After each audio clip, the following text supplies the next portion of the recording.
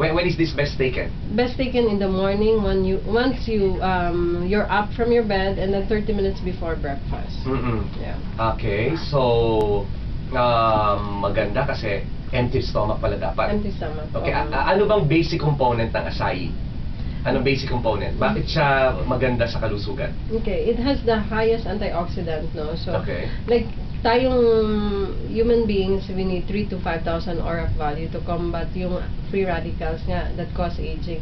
Itong acai, this acai has like 8,000 to 10,000. So, ang daming extra. So that Pero you also get that from coffee, di ba? Sabi nyo. Yeah, but coffee has little antioxidant. So as other fruits. Speaking of coffee, thank you Figaro sa pinadala nyo na namang merienda. Thank you Mr. Verano, thank you very much.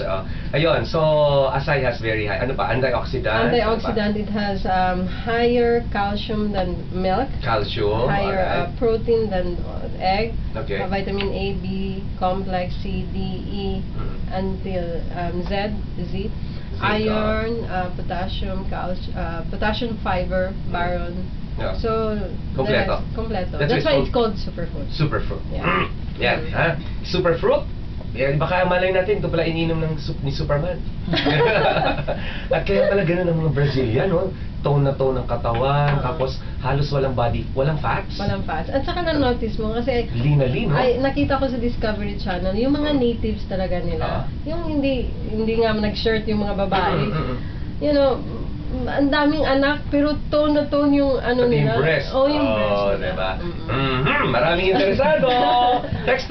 Kung interested po kayo, ha, we'll keep your number and we'll keep you posted kung di man may ma-miss kayo. Pero mamaya, we'll give you the number. Pwede nyong pagkakitaan ito. Mga ilang percent? 25. As much as 25%. Yeah. Oh, not bad. 25% of 1,009 is like almost 500. Yes, So, not bad. Abangan nyo po yan. Paano mangyayari yan? Paano kayo magiging dealer nito? Maganda na nag-uumpisa pa lang sa Pilipinas, na I'm sure magiging malaking produkto para sa ating mga Pinoy. Magbabalik po tayo kasama mga home-based businesses dito sa Radyo Negosyo.